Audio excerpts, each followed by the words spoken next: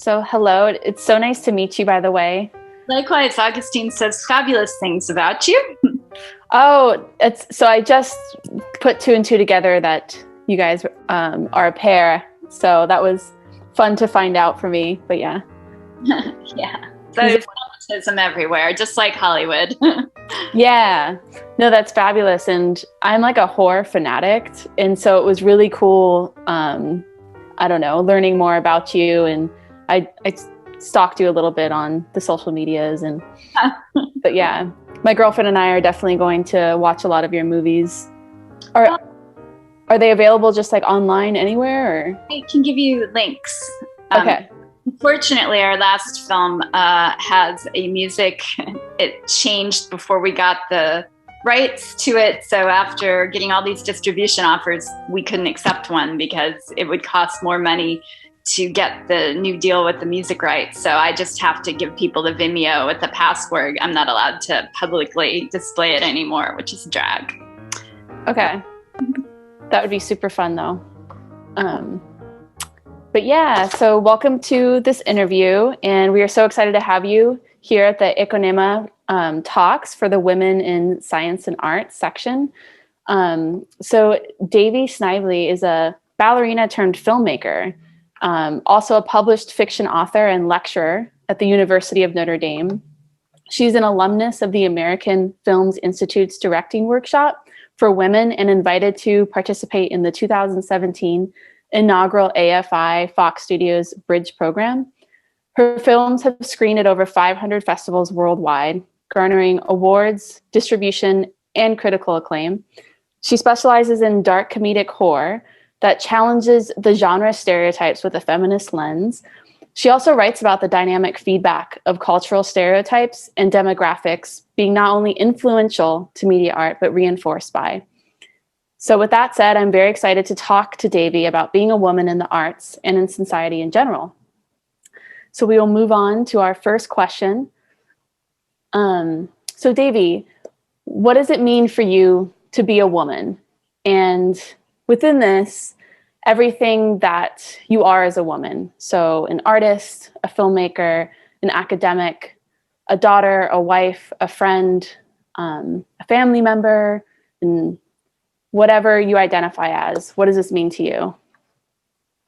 Well, that is a very big question and a cool one. I think it's actually an important one that women should think about a lot, because I think when I go back to how I used to think when I was a lot younger, that was very different.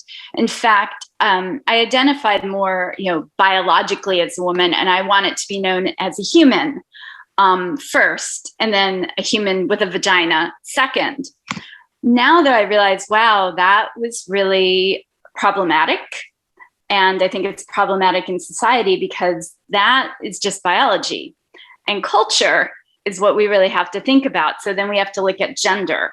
And that's where our identity comes from, both our biology and our gender, perhaps even more, strongly gender, because that's how we relate to ourselves, how we relate to society, what informs our behavior and how we're treated back, expectations of what we're supposed to do and whether we choose to do that or resist it, and what the repercussions are. So I think I can almost not really answer that question specifically so much as I would say, I think it's almost better to think of, rather than being a woman, to perpetually becoming a woman and reevaluating what that even means to us and what that means in society and where those things next. So I don't mean to get all vague and philosophical, but I think if we start approaching it that way, then it opens a lot of doors, but also helps us decide specifically what it means to us. And I'm still working on that. I do know, through trial and error, sometimes that I'll find out, oh, I apologized too much. And that was because I felt that was my role. But I don't think it's my role except when I actually need to apologize for something. And so that's affected my role in every facet, whether I'm a filmmaker who is trying to get my work done. The last thing I should be doing is apologizing. I should be selling myself. Or if I'm in a group of people and I feel like, oh, I'm the one who should be polite and be the one to take blame because I'm a woman. I'm like, no, that is not what I think being a woman is. I think it's what being a woman has been considered and what I think I unknowingly used to consider being a woman. But now I'm like, no, that's where we have to get back to being closer to being a human, but a human woman who doesn't feel bad for being a human. Wasn't it Simone de Beauvoir who made the comment, every time I try to act like a human being, I'm told I'm acting like a man. So sorry if that's a bit vague, but for me, it's actually really important philosophical. I think part of being a woman is asking what that means. Yeah, you bring up an interesting point such that like the baseline for humanity has been almost like male, and then we have to identify how we diverge from this, or like how in an interesting way, I don't know. But yeah, no, I think that's a really awesome thing to think about, because, and I think I find it in a lot of your work, or at least from what I read from your blogs, and it's this how we're like raised and what we're told through like different media, and like how we're influenced to be a specific gender, and then that then can reinforce how we interact with that identity. And so yeah, do you find that like you navigate your identity through your art form, or you have like you learn more about yourself and you explore this through your art form? Absolutely. Well, I used to kind of cringe when everyone would refer to me as a female filmmaker, because the men would always be filmmakers and then I would be a female filmmaker. Now I really love being known as a female filmmaker first, because I don't think you have to have a vagina to be a female filmmaker. I think it's now become, well, it's sort of like there's a stereotype, I imagine it probably is true, but how a female police, a police woman as opposed to a policeman has to be twice as tough, because that's the only way she's going to get respect in a male dominated position of power. And I think women have to have a lot more endurance, a lot more originality, perhaps more talent to get noticed and be given opportunities in film, because people are reluctant to do it. It's not that there aren't more female filmmakers out there. We look at, the vast majority of the mainstream films that get made, the ones that hit the theaters, the ones that get funded by the studios, are helmed by men. And yet more females graduate from film school. There are tons, if you look at who is applying to the film festivals with their films, there are more women filmmakers than there are men, but we're not being represented that way. So you have to really do more and to stand out. And I think it makes us like the tough female cop. And I also think it makes us realize the enormous responsibility that we have to help each other and to make films that need to be made, not just repeating things, realizing that we're going to be examined with so much more detail and so much more criticism, that it's really important that we make stories that tell stories of people that we might not be hearing otherwise. Using our power for good, essentially. So to me, that's what a female filmmaker is now. And I think you can be a man and be a female filmmaker. I don't think it happens as often as it should. But I love watching a film, and I'm sure it's a woman who made it, and then it turns out to be a man, because I'm like, you go. You are a female filmmaker. I honor you that way. And so do you think being able to identify as a female filmmaker is just kind of challenging, I guess? What has like historically been making money or been fueling a lot of the productions in the past, such as like how they try to market to different demographics and but yeah. Well, and it's not even for whom who the target audience is so much as what we see within the film. I love seeing a film and something that would make me think that a film was directed by a woman is that the female characters and, the romances within films or the relationships show really well-rounded people, and they all have flaws and they all have strengths, and there's just a lot more going on. It's not just these archetypes that we've seen again and again, the men as the hero, the woman being saved by him, and or just women always in the same roles again and again, just like minorities always in the same roles. I mean, it's when you start seeing these boundaries being pushed, that's usually going to be a different kind of filmmaker. It's not going to be your average Joe, probably named Joe, filmmaker. Joe, not Jo. Yeah. Okay, second question. How did you imagine your life as an adult when you were a child? Such that, did you see yourself as someone linked to cinema and the arts, including ballet, as you are now? And if not, when did this passion develop? I would say my life's always been pretty much driven and shaped by storytelling. So the medium has changed over time. I began as a ballerina, and that was my entrance as an artist. But I was reading books and I was watching movies and always discussing them. My family, that was a big thing. We were always about storytelling. So when I was about 20 and my knee was really bad, I had to give up ballet. But it wasn't nearly as traumatic as I thought, because ballet gave me storytelling. And so I started, exploring different ways of putting that back into my life. And so, I was drawn to film, and I'd made films as a child with my brother in the backyard. And so I did wind up going to film school, and that's where I discovered in my first semester screenwriting. And I love writing, and now I'm doing fiction writing. And so to me, it doesn't really matter what the medium is, as long as I can take these stories that are always crowding my head, that just come back from being a child who had I was actually diagnosed with an overactive imagination, like that's a bad thing.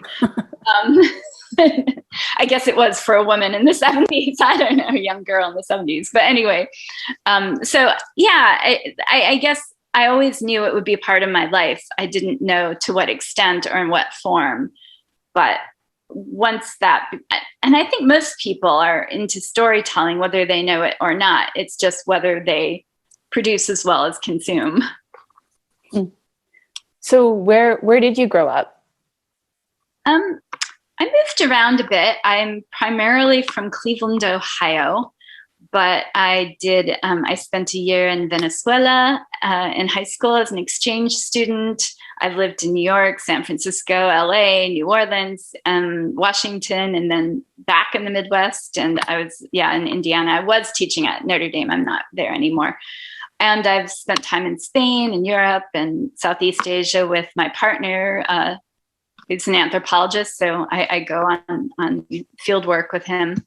So it's all over the place. I feel like everywhere I've been has helped me grow up. That's a lot of traveling. It's fun though. It is fun, especially now I can remember it, that we're all stuck in a single room. Yeah, I spent some time in San Francisco, but then I moved out. I'm in the Midwest as well. Oh, whereabouts? St. Louis. Oh, nice. Yeah. I like the Midwest a whole lot. I don't know. Everyone from California is always like, when are you moving back? And I'm like, I don't know. It's kind of fun out here. It's affordable and there's opportunities, and yeah. I love Cleveland. Yeah. My hometown. I love it. The people are just wonderful, really warm, and the cost of living, and in these small cities now, you have such great art. It's where all the artists are going, because they can afford to do their art, maybe full or at least part-time while they're doing other things and still have a good quality of life. Yeah. So I'm still kind of curious about how your storytelling evolved when you were a child, and you mentioned you did it a lot with your family. And so what kind of like mediums would you use? Just talking with each other, or Were there other forms of expression that you used? Well, I remember my first directorial experience was actually the theater. And it came about because my friends and I were playing this game at recess, just make believe. And it was centered around Snoopy from, Peanuts, and Snoopy and his family of other spotted dogs. And there were other characters. And I decided that our fantasy world was so wonderful, we should subject the world to it and we should put it into a play. So I told my mother, we need to make a play about what we're doing. And so me and my little friends are giving her all these ideas, and she put them into a script and we made a play. And that was always how things happened in my family. Oh, you have an idea? That's wonderful.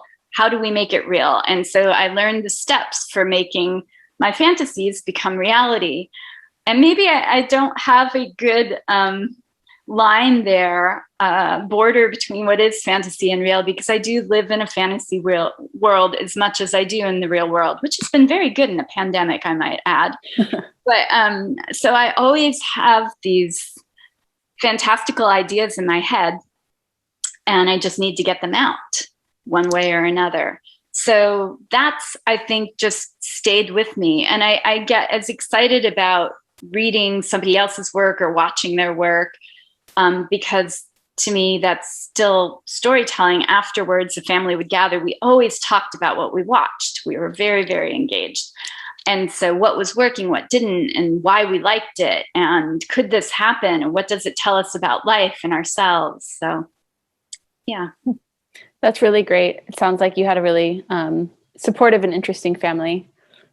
Yeah, about those things, indeed. I've been lucky. All right. So on to the third question.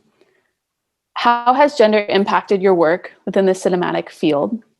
And what do you consider to have been the pros and cons of being a woman in these spaces of the cinema, or if you would like to talk about dance as well, ballet? Okay.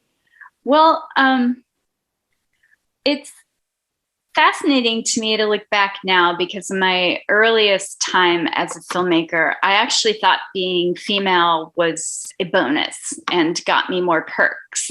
Certainly got me more free drinks at the film festivals.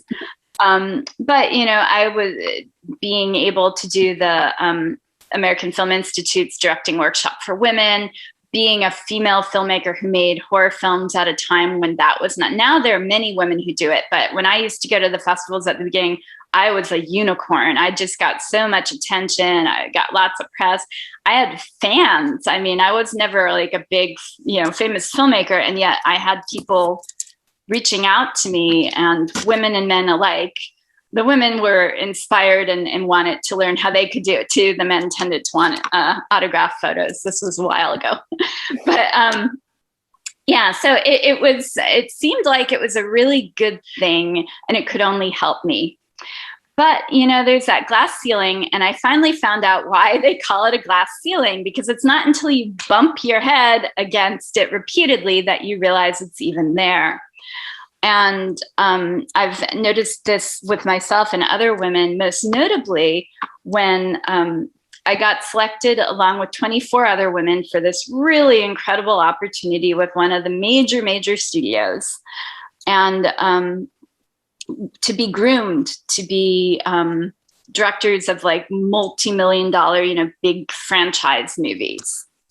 And so 25 of us were going through meeting all these people, kind of being trained how to behave and how to pitch and do things at this level, make these connections. And out of the 25, one was going to get the opportunity to make $1 million short film based on one of the franchises, just so that these women could learn how to work with a bigger budget. And at the beginning, I thought, well, this is a great opportunity, good for them, because I wasn't thinking about the fact that men don't have to jump through these hoops. And then when I saw the other 24 women, I don't know how I got chosen, but the rest of them, I mean, they had features at all the big festivals, Sundance, Tribeca, Berlin, Cannes. One of them was a show creator, director, writer from a major hit TV series for many years that still has a cult following to this day. These women had incredible experience. And yet, young guys fresh out of film school with like a short film under their belt will be handed studio pictures. And I know this because one of them was our mentor in this program. I thought, oh my God, how is this possible? Why do women need so much extra training? And then you look at somebody like Patty Jenkins, her first film, she put together herself. She produced, it won an Oscar. And yet it was over 10 years before they gave her permission to make another feature with any kind of a budget. So it just amazes me the differences between how men, are given these opportunities. Men that fail again and again, their movies bomb again and again, and they seem to get, demoted upwards. And yet, even though they're more women, they're not even getting funded because nobody wants to fund a woman because it might not turn out right. So that's how I feel about it. Not that I'm very opinionated. Yeah, it's interesting, the similarities in terms of, because I'm a PhD candidate right now, and there, like you said, it's similar in academia where we have this like bloat of, not bloat, that's a poor word to use, but more women than men graduating and getting PhDs right now, but fewer getting professional positions still. And so there's like that unequal kind of access to like the top tier stable roles with the funding and et cetera. And yeah, I don't know the solution, and like you said, you don't know what's happening until you hit the glass ceiling, and then you realize, oh, this is why things are balanced the way they are. How do you take care of yourself, like mentally and emotionally, through all this as you're navigating it? There were some tough spots in there, but what I realized is that I keep my eye on what's important to me, and that is storytelling. I don't need somebody to give me millions of dollars to tell a story. I can do short films, which I've done. I am writing novels now. In fact, I'm taking some of my unproduced scripts and turning them into novels. Who knows? Maybe the novel will be my way in, and then they'll want to, make the movie, and then I'll own the property, so they'll have to go through me. Who knows? Or I just think the thing is, you just keep doing what you love and what you're passionate about. You help other people along the way, and it might not be you, it might be somebody else, but each one of us that keeps trying is, if we all bang at the glass ceiling enough, it's going to crack. So I think the thing is just to work together, and while we're doing it, remember, what it is. I don't need someone to give me permission to tell stories. I might need help, with money to do it in certain formats, but there are other formats that don't require money. So if somebody, I think it's harder for somebody that's a female director that's their passion, because then it is very hard to do filmmaking without any money. It can be done. I've done it. But you have to pick your projects according to budget. For me, I don't like having those restraints. I want my creativity to go wherever I want to go. So for me, fiction right now is making more sense, but I love filmmaking. I hope to, continue that too. So you just find a balance and keep fighting.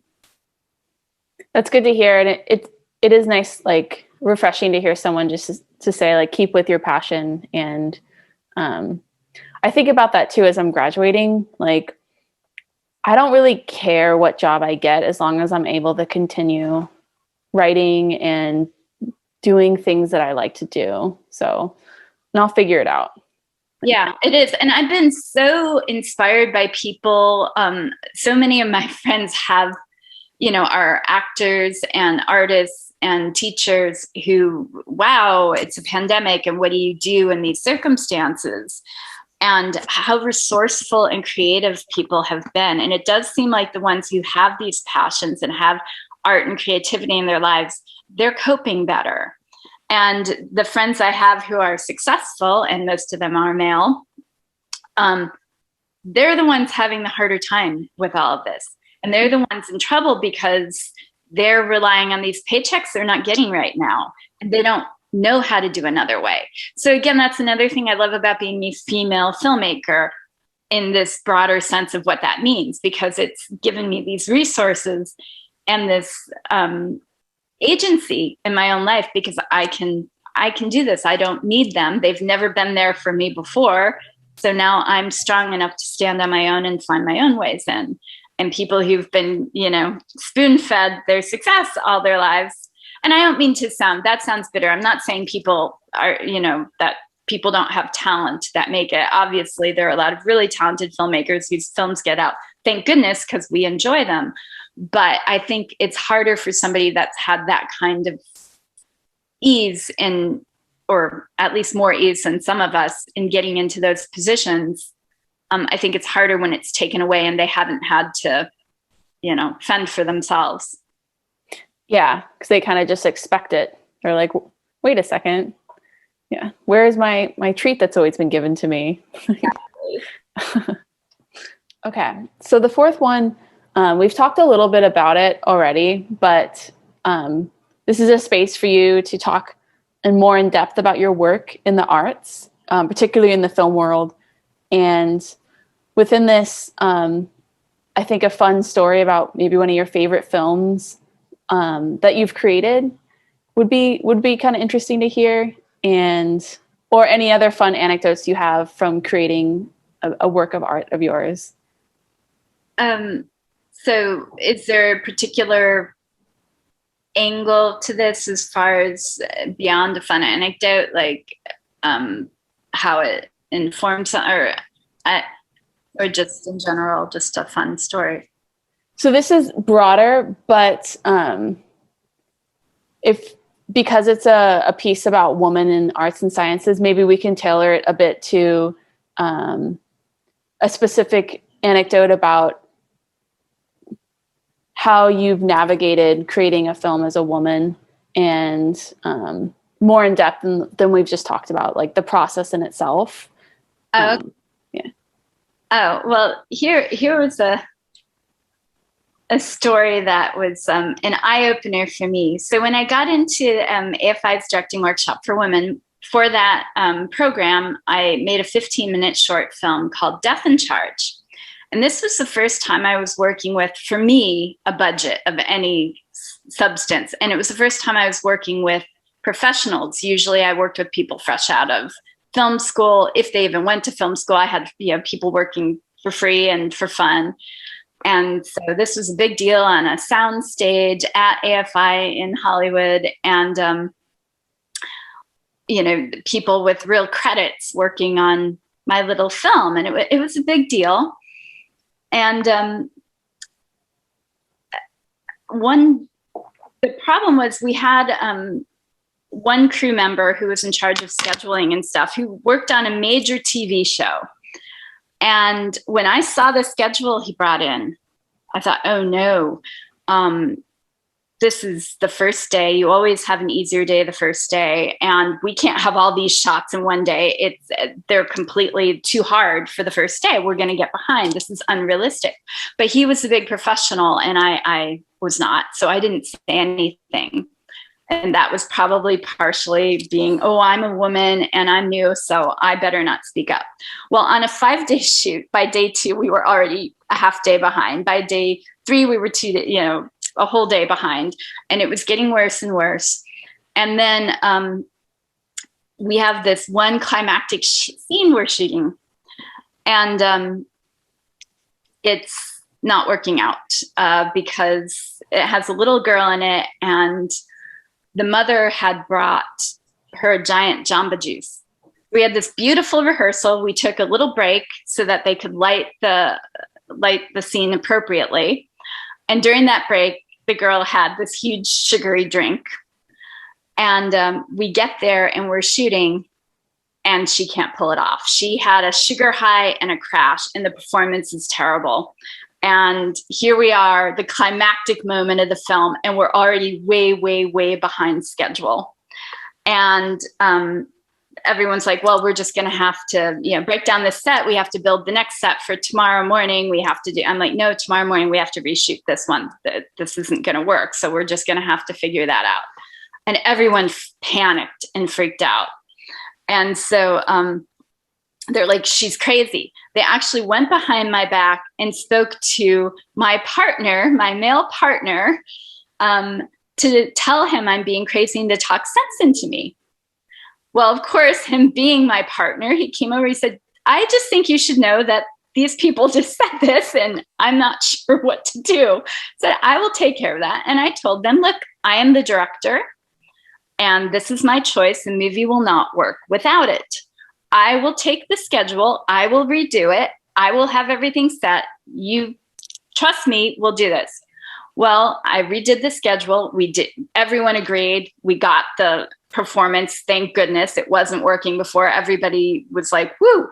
And not only did we get that extra scene in, we made up a whole entire half day. I did the rest of the schedule for the rest of the week. People had never worked so efficiently in their life. They were high-fiving each other. And then at the end of the shoot, they were saying, don't ever tell anyone we were that efficient and got that much done each day because they'll expect us to do it again.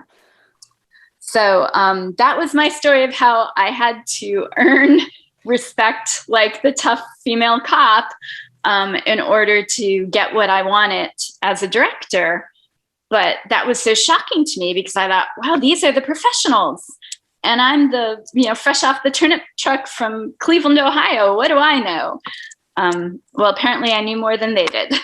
So, yeah, that's just so. I mean, it's not surprising, but it makes me so angry that people were calling you crazy behind your back, and then going to your partner about it. Like, yeah, like take care of your woman or whatever. Like, it's horrible. Oh well, live and learn. Yeah, it sounds like it worked out nonetheless, and I don't know. Yeah, and everyone afterwards, I'd love to work with you again and all of that. So, I earned their confidence. I shouldn't have had to. If I'd been a guy, they wouldn't have questioned it, I suspect. Yeah, absolutely. Yeah, I haven't, I probably have experienced that. I've experienced other forms of like, on the job stereotypes of like how I dress and how much I'm drinking at conferences and how I'm presenting myself to people. And pretty horrific things that you don't realize actually happen until they happen to you. And you're like, I cannot believe the words coming out of your mouth right now. Like, you are the perpetuation of all that is wrong. Like, yeah. It is disappointing, but it's important to learn it and realize it's happening. I mean, for all the bad things that are happening in our society right now, I think it's really important people finally are aware this isn't really new. It's just transparent. So now that it's out in the open, now we can, address it and try to improve it. And that's how I felt. I wasn't angry at my casting. Well, it wasn't my cast. It was my crew. I wasn't angry at them. Once I just realized, okay, there's no point in getting angry. I just need them to understand. I need it to earn their respect.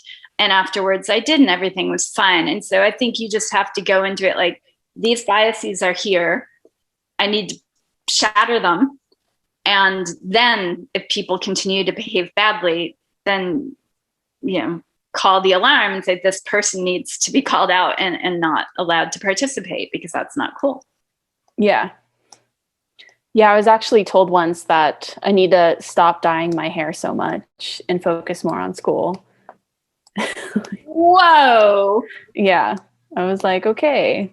Oh my gosh. That I have not been told. And I think I dye my hair at least if not more. So, well, we were just revisiting the People versus OJ TV series, and it was so fascinating to go back and look at how they treated Marcia Clark, the DA who was defending the case, and not defending, prosecuting the case. And yeah, it was about her hair and her skirts and what she was wearing. And her credibility was so ruined in many ways just by the bad PR she was getting over her appearance, and the fact that the judge even, talked about it as being disruptive to the jury in front of the jury. I thought, oh my gosh. Yeah. Yeah, I was fortunate in that my mom is, she's always brought me up as not only a feminist, but like a person for like workers and workers' rights, and within that, like women within workers' rights. And so, and my mom has also gone through a lot of that, like in the 70s and 80s, like, and so I was very fortunate to have her like talk me through a lot of that stuff. But yeah, it's been going on. So we're approaching some of the last questions. I had like a question in terms of more for like myself, but I think it's interesting to talk about transitioning from like one area of the arts to another. Like, and I know that you talk about as long as the thread is storytelling, but like how difficult or exciting was that for you?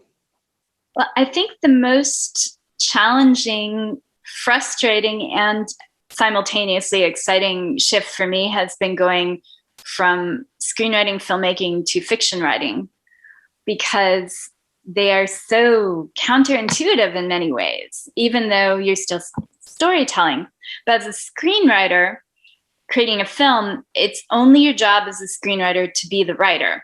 You aren't the actor, you aren't the director. Well, I am, but you're not supposed to be in the script. You're not the set designer, you don't do costumes. So it's a screenplay is bare bones basics. What you see and what you hear. And what you see is very limited. If there's a chair, you don't describe the chair. It's just a chair. If there's a window, it's just a window. But in a novel, you have to paint the picture. You have to be every single role. So you're running the camera, you're in everybody's head, which of course you're never in anyone's head. That's the actor's job in a screenplay.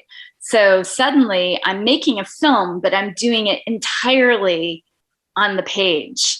And so trying to figure out how much to tell without telling too much, and how each word counts, because in the script, only the dialogue shows up in the movie, but not, the description and all this other stuff. So now every word counts. It's actually more fulfilling, but it's also a lot slower and more frustrating, because you're God. You are God of this entire world, and you aren't going to have a crew and an actor to come in and make you look better. But you also don't have a budget holding you back. If you want a car chase and explosions and whatever, you're just limited to your own imagination and how you're going to express those things. So that's been exciting. Of course, dancing was for me, it was easy because I started when I was 3 years old. So it became so inherent in my body, and my body just knew it. And the music told me what to do, and choreography I could keep in my head. And so you just let it go. And I didn't really have to think. And I pictured my own settings and costumes when I wasn't in them on the stage, just in the classroom. So I think it was the most organic form of storytelling for me. But it was other people's stories. You're dancing the Nutcracker, or Cinderella, or Sleeping Beauty, but it's still, you make it your own. So each one, you play a different role as a storyteller because you have different responsibilities. That's really cool. That's really great that it seems like you have such an innate like passion and desire for what you do, that it's easy to kind of navigate all these different forms of art. And I probably make it sound easier than it is. I mean, I'm sitting here pulling out my hair all the time. I'm actually about to do a year-long fiction program that's sort of like the AFIDWW. It's 10 people have been chosen with their first novel, which have just completed a draft. So now we're going to take a year to help each other by giving feedback, and we have a mentor giving instruction to get our really, really rough drafts into a polished draft. And I have cursed more probably writing fiction than I ever did filmmaking. So it's not totally easy. It's just on a good day, there's no higher high. That's pretty cool. Well, I can't wait. I haven't read a lot of your published fiction yet, but I will definitely dive in there besides your blog stuff. But yeah, which isn't fiction. It's There isn't a lot done yet. I'm more of a novel person than a short person. I think after doing so many short films, because I haven't been able to do features, now I'm like, I want to tell big stories, big, long, epic stories. Do you have a favorite fiction writer? Oh, gosh. Maybe Ira Levin, who is also one of my favorite sources of movies, because he did Rosemary's Baby and Stepford Wives, which I love. And the novels are even better, but the movies are pretty faithful to the novels. So he's definitely up there as one of my favorites. Oh, cool. I'll have to read his stuff. I've seen those movies and I love them. I love both the original Stepford Wives and the remake. Both great. But yeah.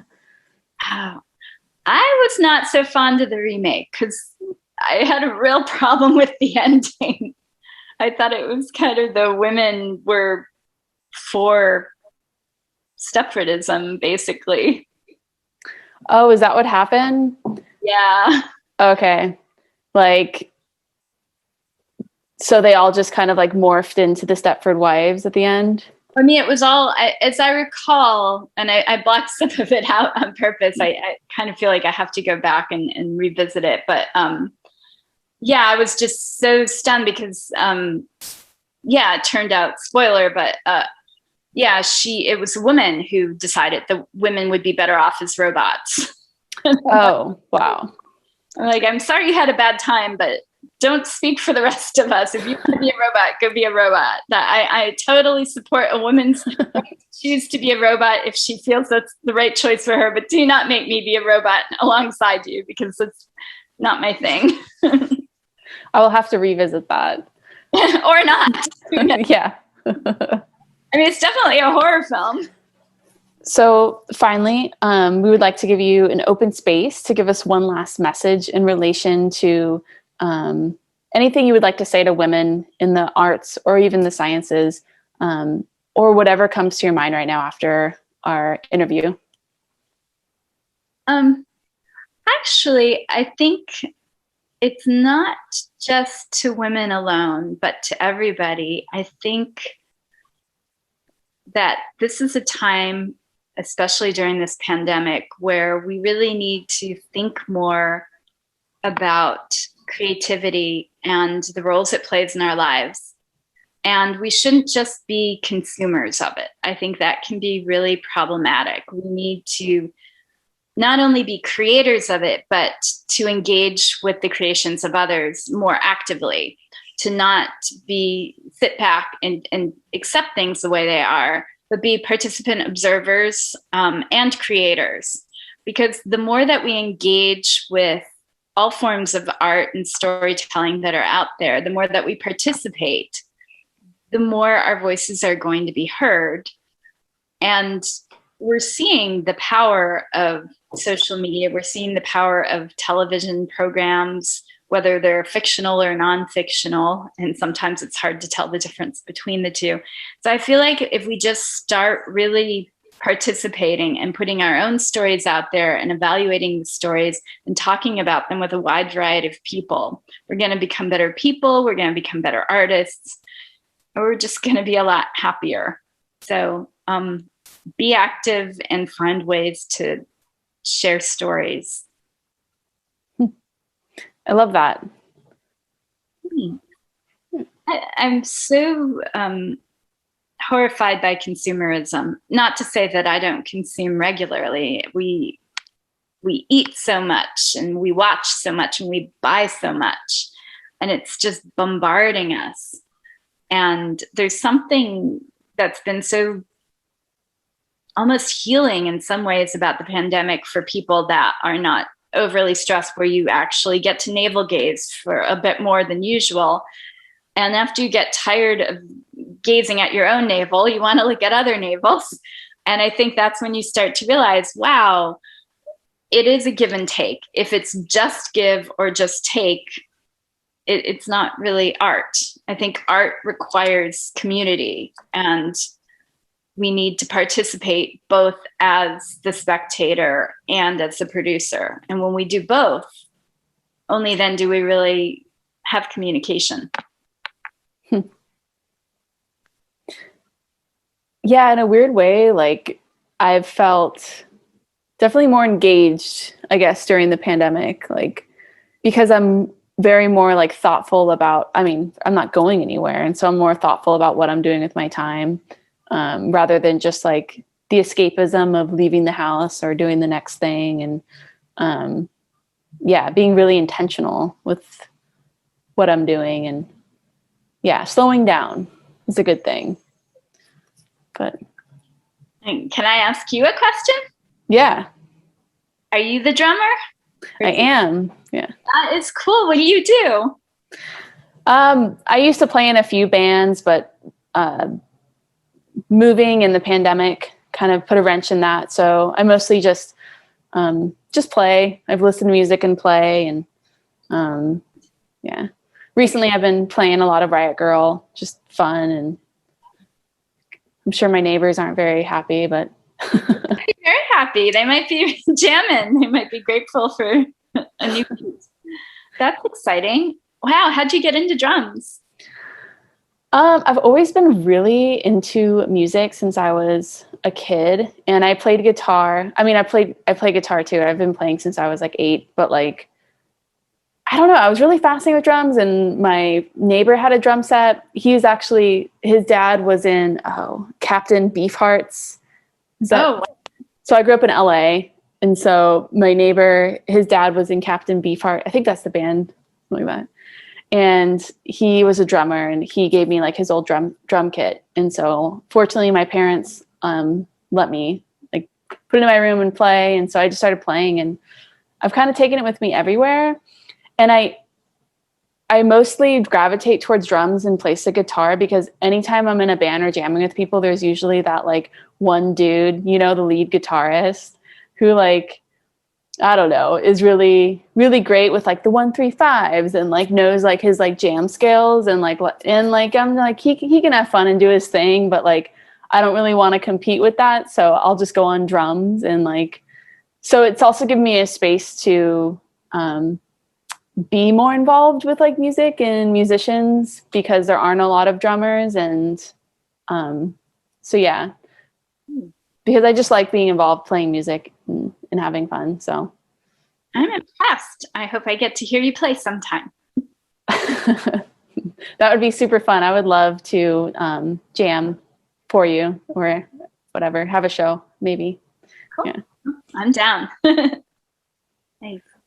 Really, thank you so much, and thanks for your interest in the blog posts and stuff. It's really great to be part of something bigger and exciting, and I so believe in what you guys are doing. It's just really good stuff and fun stuff, and it gives me hope in a time where we need hope.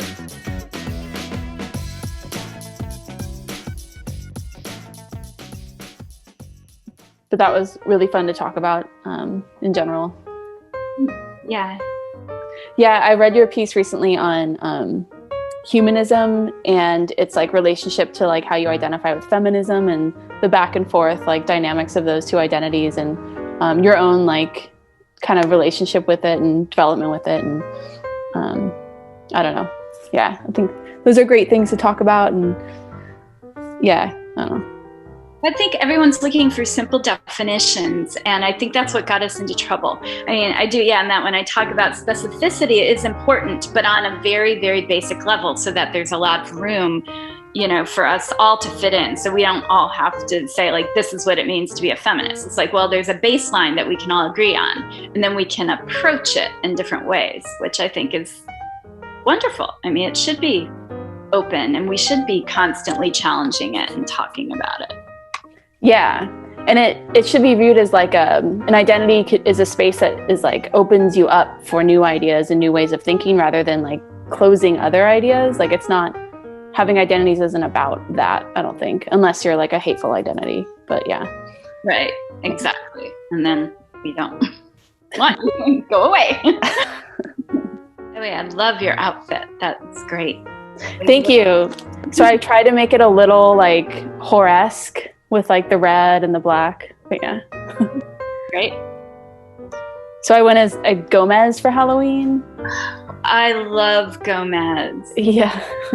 Oh, their relationship, except for a few episodes. I don't know if you watched the series or the movie or both, but he's kind of awful in a couple episodes, but for the most part, they have such a, well, if anything, she's the boss, but well, I mean, there's such a friendship. It reminds me of the old screwball movies where they're equal pairings, and it's them against the world, and except they're not against the world. They're very for the world.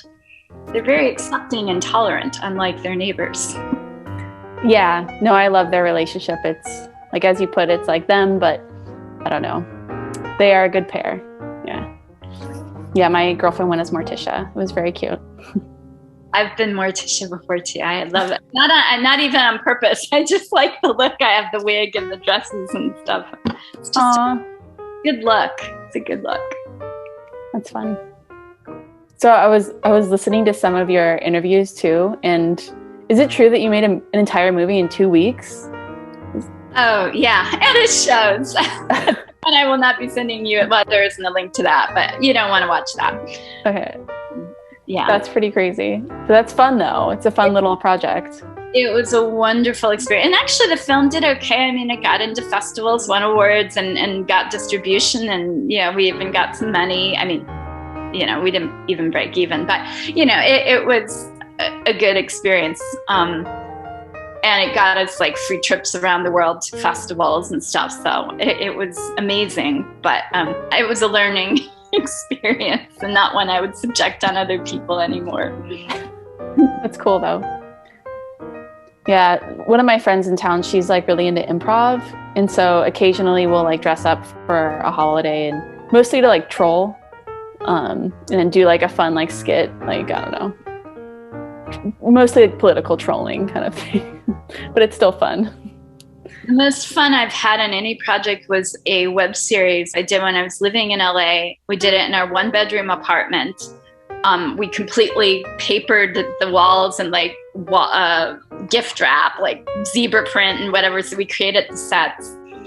And my goal was, I did all the crewing. I shot it, I did the sound, I did the lighting, and I'm not good at these things, so it shows. But it was political, and it was just creativity for creativity's sake. Me and 3 actors, plus we'd have guests every week.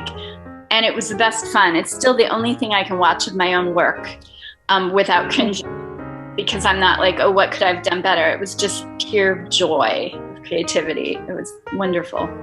That's fantastic. So you struggle to watch your work a little bit? Is that common as a filmmaker? Well, I think when you see something so many times, I love watching it with an audience, because then I get their experience. And luckily, because I do horror comedy, you get shouts and laughs and gasps. And so it's really fun to watch with an audience, because then I get to sit back and be one of them, and I forget to nitpick. But if I sit alone in a room and try to watch one of my films, I'll just think of all the things I wish I'd done differently, because as an artist, you want to grow. So there was, I think the first cut of the film I was totally happy with, and that was a horrible cut. It was way too long.